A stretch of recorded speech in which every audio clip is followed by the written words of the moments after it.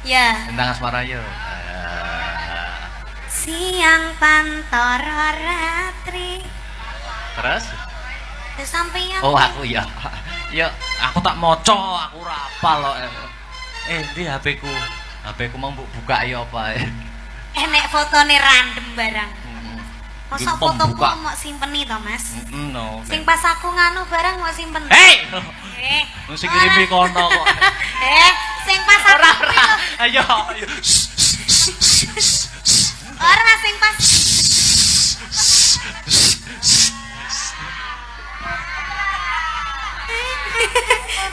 Polamu masalah sapa sing marahi ngono kuwi? Sampeyan kok. Iya. Ora sing pas aku. Ora kan patok wis cepet yo nembang yo. Bel. Apa tek kita buka no. Usah. Padahal aku ya ora tau ngirim apa. Asa pelaka petek yo. Ya. Apa? Ya. Sing foto kuwi lho. Ayo sure dipikir ya Mas Res. Lintang ya. Ya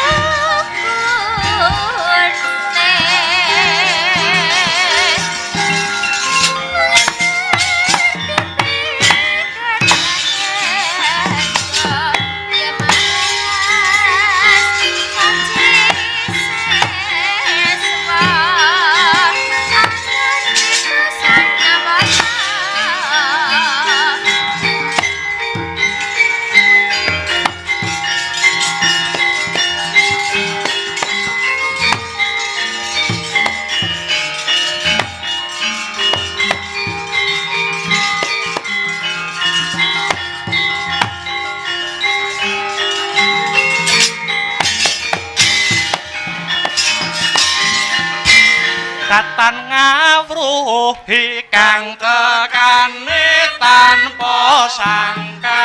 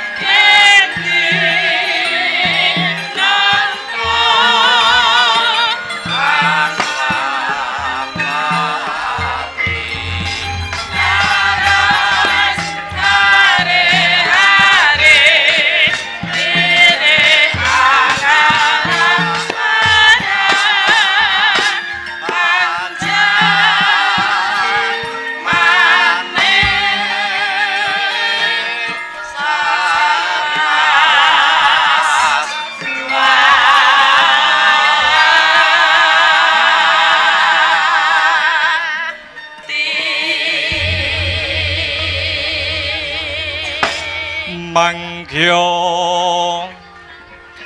darajating praja kawuryan wus sunyaruri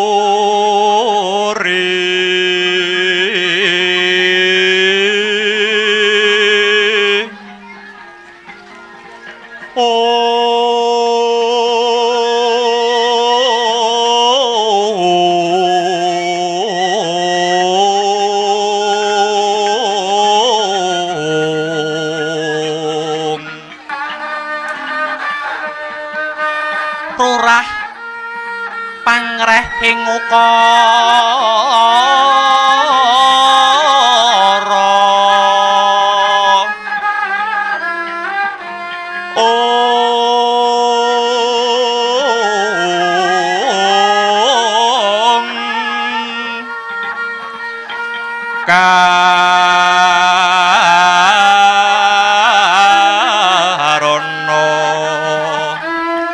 tanpa palupi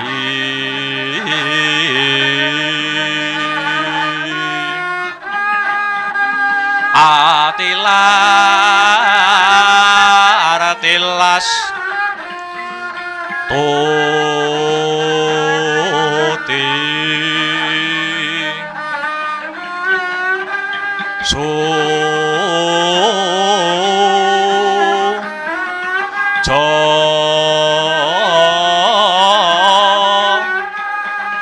no sarjana kelu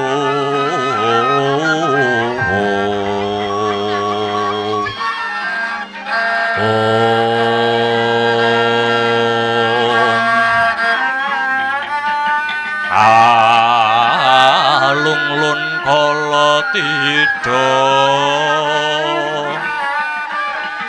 didem tandhaning dumadi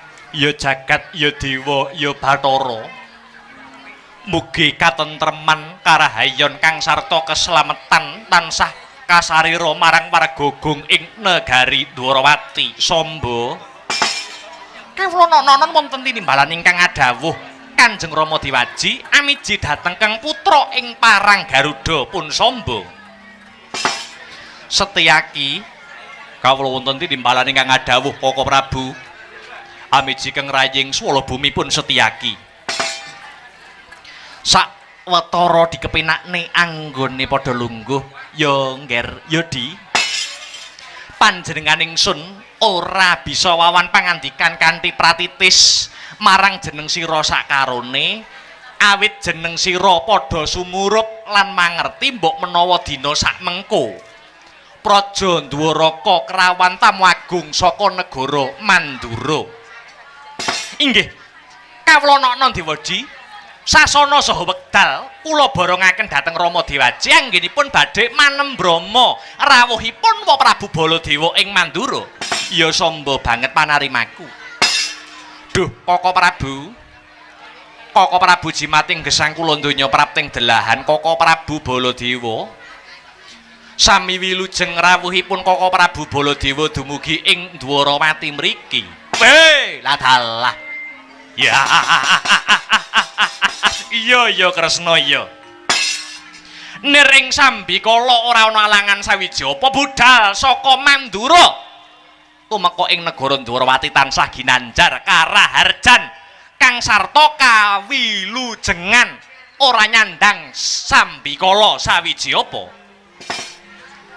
nuwun inggih duh Kaka Prabu piye Kresna sak rawuh paduka kang rayi ngaturaken pasegahan Panakrami pambagi mugi kunjuk sandhap padha paduka njeng Kaka Prabu Balarama iya Kresna iya dahat katedha kalingga murda seh Panakramine yayi ing Dwaraka ingkang rumentah marang pun kakang ing Mandura kosok baline Kresna kosok baline puja pangestawanipun kakang wae tumrapa marang Yayi Harimurti inggih Kaka Prabu Gorawalan anggen kula mundi kapetekaken Jaja rumeketing Wardaya miwah ana rah daging kayuwanan mboten langkung monggo kula dherekaken lenggah kanthi prayogi Kaka Prabu piye Kresna monggo kula aturi lenggah ingkang prayogi la iya to la iya kaya-kaya ora kurang prayoga anggone kakangmu Mandura lungguh ing dina sakmengko Kaka Prabu piye Kresna sak sampunipun lenggah ingkang prayogi monggo kula ngertos bilih palenggan sak mangki paduka Kaka Prabu rawuh ing Praja Dwaraka semunipun wonten babagan ingkang wigati keparenga kang rayi ing Dwarawati sumedya ngangklungaken jangga nilingaken karna nyadong rumentahing sabda-sabda pangandikanipun Koko Prabu Balarama. Nok ngestake dawuh Yayi Kresna. Permara reh mangus wamya ngambrang ati karonaning kaswasering marga memalatgung Trisang Ganda Mastrat maca leng-leng lalu manguladi Surya mangrangsang wayah Surya mangrangsang wayah Humyo samara bayanto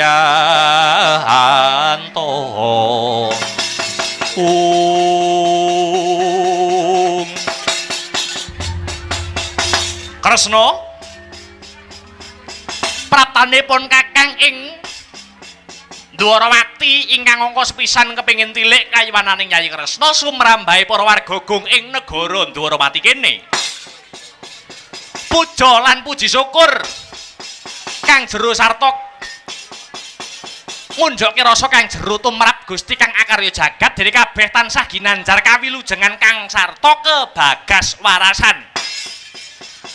Ewa dene angka 2 Kresna pun Kakang ngaturake alam oneng alam ki tembung lawas oneng kuwi tegese kangen awis wis sawetara wanci ora bisa wawan pangandikan dene Yayi Prabu ing Dwarawati.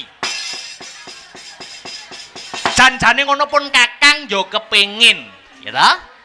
Janjane ngono pun Kakang ya kepengin nalikane pun Kakang iki sak miyos siniwaka ana ing Mandura tamune dayo iki Yayi Prabu Kresna. Aku ki jane ya kepengin ning sajeke urip kepinginaning Baladewa iki mau tak kira ora bakal kelakon.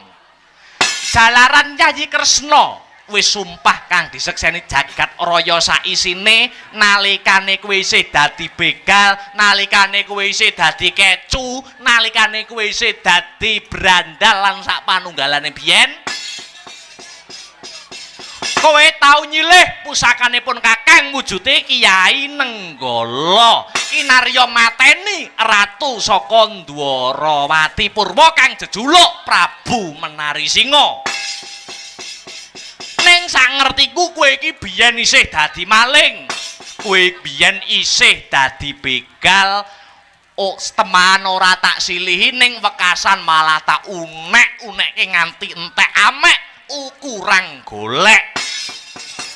Nganti Yayi Narayana kewetu tembunge sumpah kang disekseni bumi, kang disekseni langit. Koko Prabu menawi mboten dipun ampili wujudipun Kyai Nenggala mbok nggih sampun nanging paduka sampun ngantos ngunek-ngunekke dhateng kula. Kula niku ngampil wujudipun pusaka Kyai Nenggala lahir batin kinarya pados kamukten supados boten ngucik-ngucik kawibawanipun Koko Prabu. Seksenana jagat saisine kula sajeke urip kula mboten badhe sowan kang sarta ngambah negara Mandura. Wiwit kuwi nganti saiki Yayi Kresna ora gelem seba, ora gelem dolan ana Mandura. Koko Prabu, piye Kresna? Klemben-klemben roti-roti. Biyen-biyen saiki ya saiki. Sampun mboten usah dipun rembak perkawis punika. Monggo sami wangsul kadidene wingi uni. Lah iya to. Sak banjure Kresna, sak banjure. Yen perkara umur isih tuwek Baladewa, yen perkara umur isih tuwek Kakangmu Mandura. Nanging yen babakan kawruh, ya babakan ngilmu apa meneh kasepuhan. Iki isih wegik Yayi Dwarawati. Mula ing ripalungguhan iki bakal ana babakan kang bakal ndak suwunake pirsa marang Yayi Harimurti. Perkawis menapa to Koko Prabu kok ketingalipun sanget wigati. Ngene Kresna. Jare para sarjana ingkang sujaning budi pangimpen kuwi ana perangan-perangane. Lho nggih, menika leres. Jarwane kepiye? Pangimpen menika peranganipun wonten sekawan. angka setunggal Kacokrabawa, angka kalih Kasudarsana, angka 3 Kawasita lan ingkang pungkasan Kadorodasih. Maknane kepiye? Kacokrabawa punika pangimpen ingkang wujudipun gegambaran utawi pengangen-angen. Kasudarsana menika pangimpen ingkang dados conto utawi tuladha. Lah yen Kawasita menika wangsit utawi gaiping pangeran ingkang lumebet wonten pangimpening jalma. Sing pungkasan Kadorodasih punika pangimpen isuk ngimpi awan kelakon punika Kadorodasih. Lah menawi miturut wancinipun pangimpen menika kapérang wonten 3 perkawis, 3 perkara lakar kaluhuran kados mekaten. Apa bae kuwi Kresna? Ingkang sepisan punika Titiyani, angka kalih Gandayani lan ingkang pungkasan Puspatajem. Jarwane Titiyani punika pangimpen wanci sonten, pangimpen wanci sore saking kekeselen anggone nyambut gawe satemah turu sore wekasan nglambrang ora genah julunturunge punika ngimpi ingkang boten wonten maknanipun punika pangimpen ingkang boten wonten suraosipun. Oh, ngono nuninggih. Sabanjuripun inggih punika Gandayani. Gandayani punika pangimpen wanci Madyaratri punika nggih boten wonten tegesipun. Lah ingkang pungkasan punika Koko Prabu nuwun inggih punika pun pangimpen Puspatajem. Pangimpen Puspatajem menika pangimpen ingkang cocok numusi wancinipun wayah esuk marengi jago kluruk menika. Nyuwun sewu. Koko Prabu kula saged nggagapi bilih paduka Koko Prabu Baladewa menika nembe nyupena sumangga kababaro dumateng Kang Rayi. Ngene Yayi. Tri Ari Kawuri utawa 3 dina kepungkur. Pun Kakang Mandura ngimpi rumangsaku Kanjeng Rama Prabu Basudewa Swargi kang wis murut ana kasedan jati tumeka aning alam pangimpening Baladewa. Kanjeng Rama Prabu Basudewa Swargi, iya. Lah lajeng kados pundi Koko Prabu? Ing alam pangimpen mau Rama Prabu Basudewa katone nedeng duka abang pasuryane. Mandeng Baladewa babar pisan ora paring pangandikan apa-apa. Ora paring pangandikan ora mung seklimah rong klimah babar pisan ora ngendika. Wekasane mak klepat lunga. Temahan aku kaget nganti aku tangi barengi jago kluruk. Lah iki kamangka lemu kandha mau pangimpen yen wanci esuk kena diarani pangimpen Puspatajem. Janjane iki kleru ku apa luput ku apa kok semune panjenengane duka marang pun Kakang Yayi.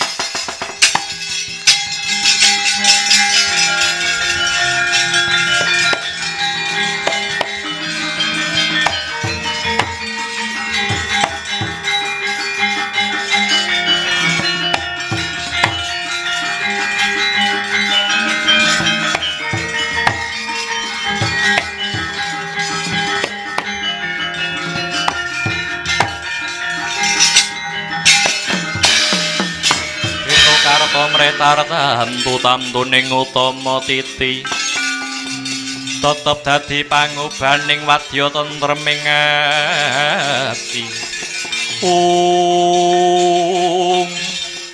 Duh Koko Prabu keparenga matur bilih Kang Rayi nuninggih nyupena tan prabeda ingkang dipun supena Koko Prabu Baladewa. Lah dalah dadi Yayi Kresna ki ya nyupena utawa ngimpi padha karo sang sing tak impekke. Lakar kados mekaten jagat Dewa Bathara jagat Pangestungkara. Lah banjur iki pratandha apa Yayi? Iki pratandha apa? Apa dosa lan keluputane panjenenganing ingsun lan jeneng sira Yayi Prabu Kresna marang Rama Prabu Basudewa Swargi? Koko Prabu Mugi kawuning ana tiyang ingkang sampun nyumargi menika pedhot sedaya amal kebajikanipun kejawi tigang perkawis. Mila tiyang ingkang sampun seda menika mesti diparingi gelu. Tegese ora tugel perkara telu. Nomor ingkang angka sepisan nggih amal jariyah, angka kalih ilmu ingkang manfaat lan ingkang pungkasan dongane anak lanang ingkang soleh. Mbok menawi Gusti ingkang murbeng dumadi paring pralampita lumantar pangimpen kala wau. Kinen tansah paring donga dumateng tiyang sepah ingkang sampun nyumargi. Lah banjur prayogane Yayi Prabu Kresna iki kepiye? Koko Prabu, miturut mangsit ingkang kula tampi sekedhap malih Jawata badhe ngandhapaken kanugrahan. Wujudipun wahyu ingkang maknanipun wahyu panitisan inggih menika wahyu purba sejati ingkang tumedhak wonten Astana Gada Madana. Lho, kamangka Astana Gada Madana mono papan pesareane para leluhur ing Praja Mandura. Kelebu Rama Prabu Basudewa. Nuwun inggih lakar kasinggihan mila saking menika bibar pasewakan Koko Prabu. Sumangga Koko Prabu Baladewa badhe kula kanthi tetugur wonten ing Astana Gada Madana ndongake marang leluhur Mandura ingkang sampun sumari kalebet Rama Prabu Basudewa Suwargi. Sisan damel mbok menawi Gusti ngeparengaken wujudipun wahyu purba sejati utawi wahyuning penitisan saged cumandhak wonten kula kalian paduka Koko Prabu Balarama. Ya, aku matuk Kresna, aku sarujuk.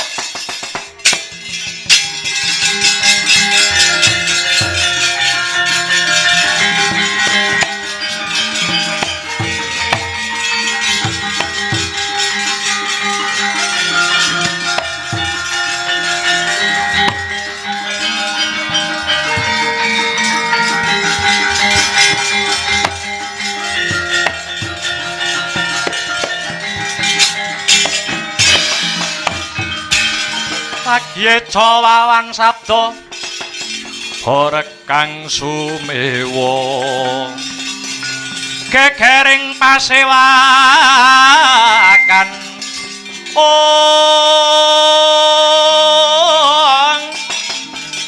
kata samyana harga wonten dwirada mekta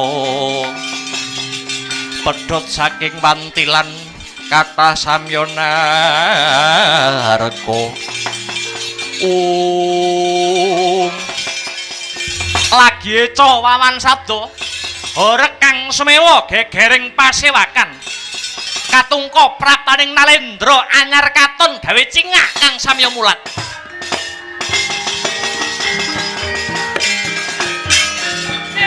lenglenging mriya manggung kandhuhan rimang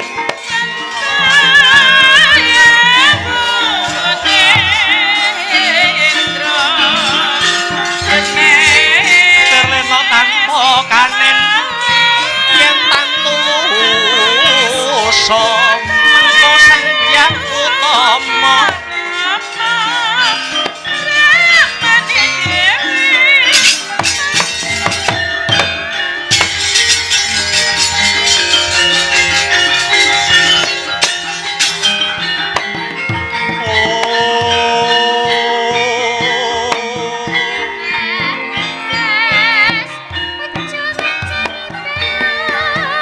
Goro rupa sedeng Nalendra yaksa alalaku kang malwaling kang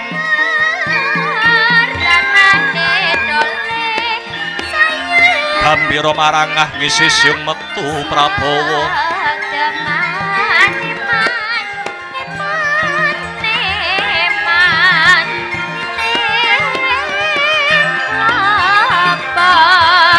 ya mas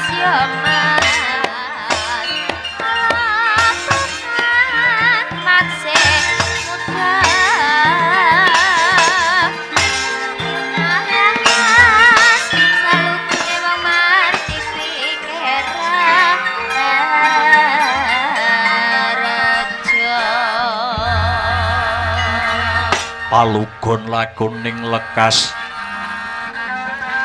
lo kita linuding kidung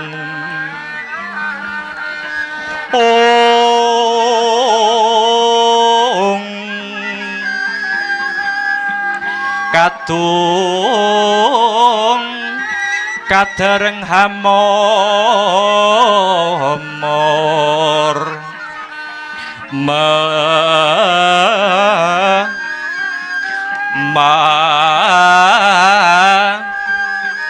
ngon manah rahayu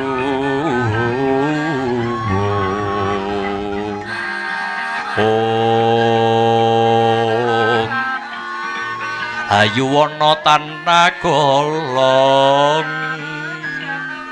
gumolong manadukara ong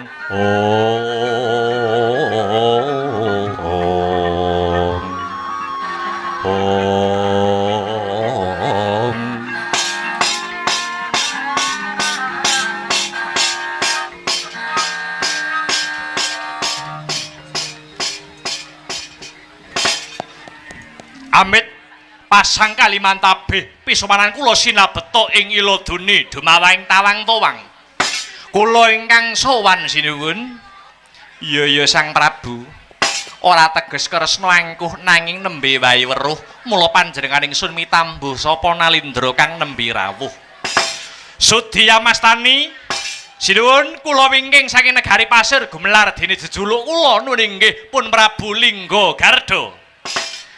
Iya Sang Prabu. Lah banjur praptaning Prabu Lingga Garda mapan ana negara Ndarawati. Mekaten. Menapa leres paduka punika ingkang jejuluk Prabu Kresna sing mbrebeki jagat kondange Ratu Titis Bathara Wisnu. Iya pancen bener. Jagat ora ana loro sing jenenge Prabu Kresna ya aku iki. Lah dalah. Nyuwun sewu. Jenengan rak gadah adi wedok lho. Nggih napa mboten? Iya. Lah mila niku kathah tiyang estri ingkang gandrung kalian kula pun Prabu Lingga Garda nang ngantos sakniki dereng wonten ingkang saged lumebet wonten manah kula. Kejawi namung Yayi Paduka ingkang asesilih Dewi Bratajaya ya lara ireng. Hah? Lah cekak cukupe? Hah? Keraya-raya prapta kula saking negari Pasir Gumelar dumugi Praja Ndarawati mboten wonten sanes namung badhe ngebun-ngebun esuk ngudan-udan sore. Dateng Yayi Paduka pun Bratajaya utawi lara ireng kala wau. Pripun? Hah? Mestinipun Paduka mboten bakal nampik panglamar kula. Awit kula niki ratu gagah pideksa. Bondo kula mayuta-yuta ibarat ditawu kaya banyu mboten badhe telas pitung turunan. Adik Paduka menawi sida kula rabi mboten badhe tumiba ing parang curi nanging badhe tumibeng wonten kasur babut. Dadi prameswari disungki-sungki Nyakrawati ambau denda disembah wong sak praja. Pripun?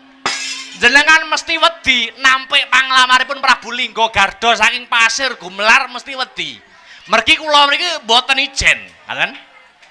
Lingga Garda sowan prapta wonten ing Dwarawati menika mboten ijen. Kula mbeta saking Wadyabala ingkang jangkep sagamanipun. Sepisan Paduka nampik panglamaripun Prabu Lingga Garda saking Pasir Gumelar nyuwun sewu, nyuwun sewu. Kula kok mboten ngeden-ngedeni niku mboten nyuwun sewu. Wadyabala Pasir Gumelar pun samapta ing gati sawega ing diri ngrencak wong Dwarawati, Dwarawati dadekke Karang Abang. Saya suwe ora kuat kupingku ngrungokke, abang kupingku, bangsat elek.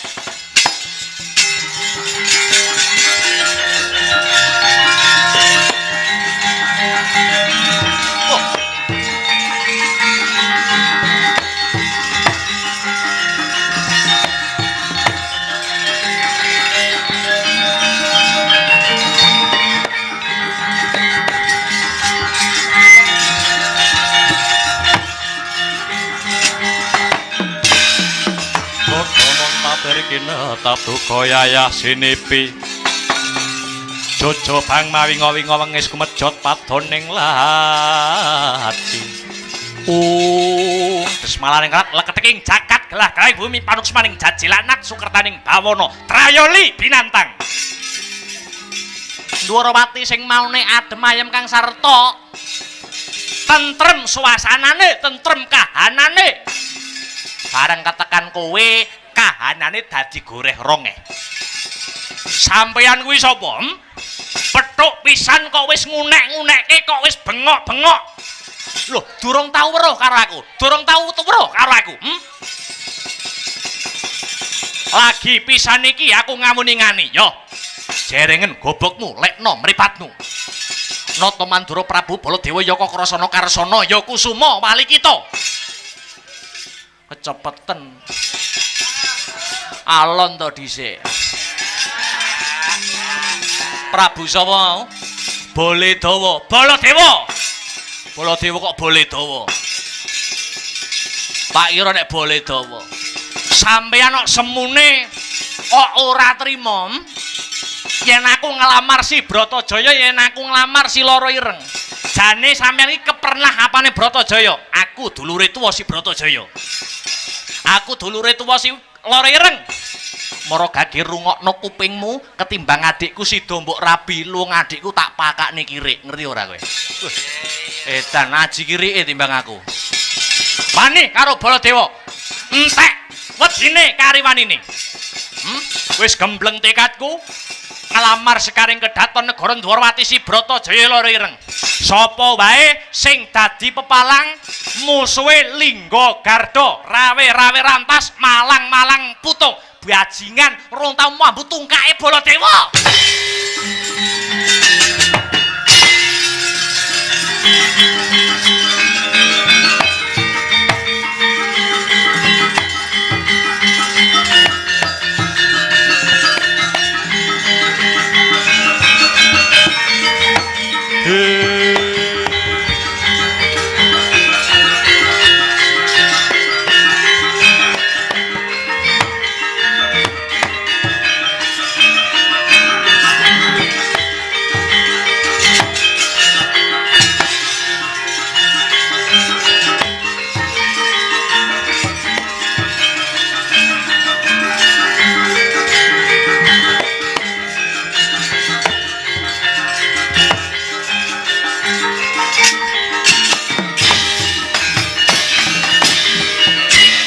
kadangmu padha warahen den becik besok amendemo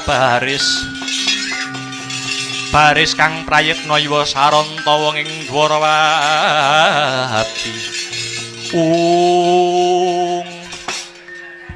tekane bondo iki bareng kelawan tekaning coba Samba Setyaki manungsa ki anggere arep mundhak derajat lan pangkate mesti cepak cobane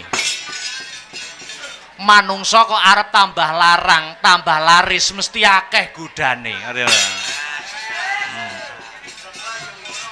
mula prayoga eling lan waspada nggih Rama Diwaji nggih Koko Prabu sak mengko tekane Prabu Lingga Garda saka Pasir Gumelar mujudake pacoban kang bakal anempuh Praja Dwaraka inggih ngestakaken dawuh Rama Dewaji Samba Buparna Madyabala kang gantung sebo panjenengan ingsun arsa kundur ngedaton non ngestakaken dawuh Setyaki aja wedi kangelan kirapna Madyabala tatanen barisan kanthi lumaris mbok menawa iki mengko ana muganding lelakon ngestakaken dawuh Koko Prabu amit madal pasilan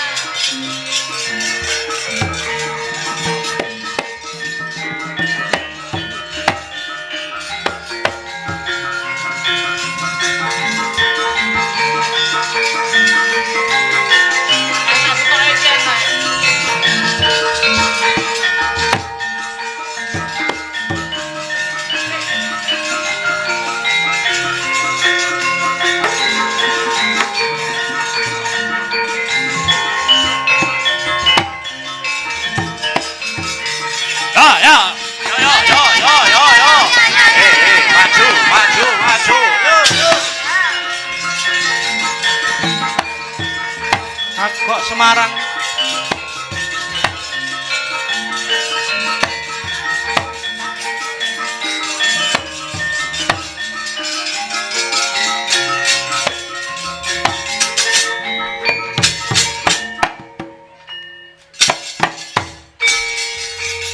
Agok Semarang Mas Aryo. Agok Semarang Mas Aryo.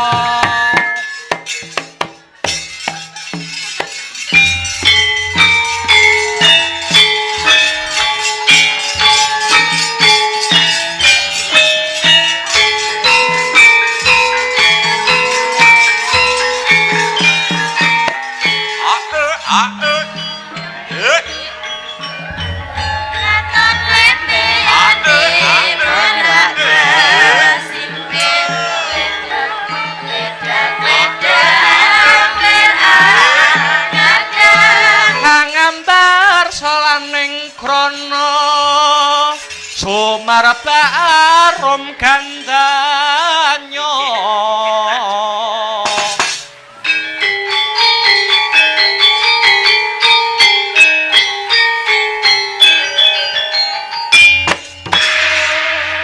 gandanyo sasmita jati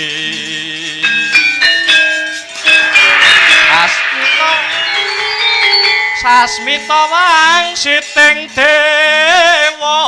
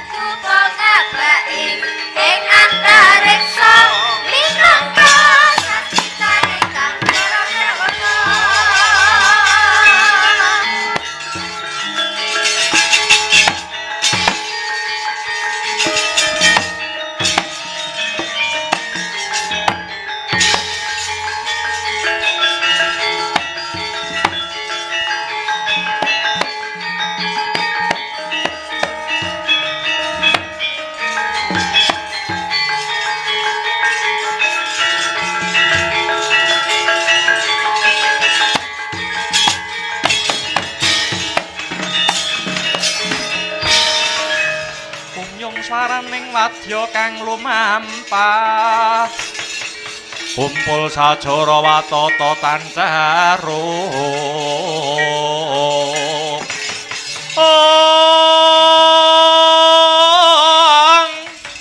deni rama parna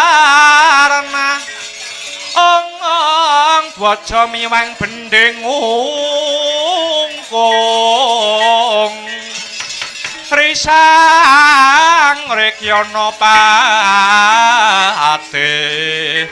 kang minangka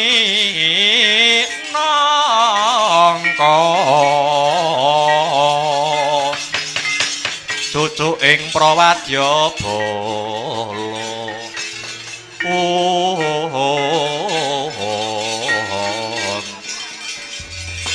Patih Ludra Parimuka kula wonten dawuh sinuwun Sinuwun Prabu Lingga Garda. Dina iki aku ratu ing negara Pasir Gumelar ya ratu Gustimu kang duweni kepinginan anggone bakal ndhaup adike Ratu Ndwarawati Prabu Kresna. Ya kuwi si Bratajaya ya lara ireng sajake antuk pepalang teh. Leripun kados pundi sinuwun? Prabu Kresna duwe sedulur tuwa sing jenenge Prabu Baladewa ya Prabu Baladewa kuwi mau kang wanuh-wani ndadaki lan malang-malangi kepinginanku anggonku bakal malakrama si Bratajaya. Lajeng kersanipun kados pundi lho? Gandeng wong Dwarawati ora kena dipetung secara becik, ora kena dipetung secara apik. Kapyakna wadyabala saka negara Pasir Gumelar Pilyana. Pilyana sing kandel kulite, sing atos balunge. Kawanen saking gaman lading pangirising daging bathok wadahe getih. Biyuki batang sayuta praja Dwaraka.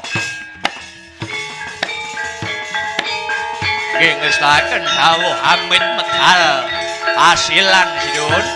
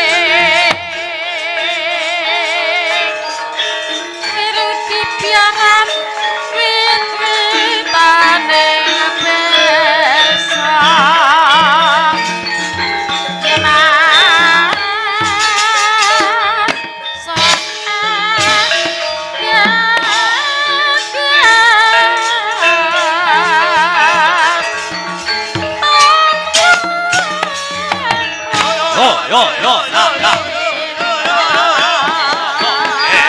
Maju, maju, maju.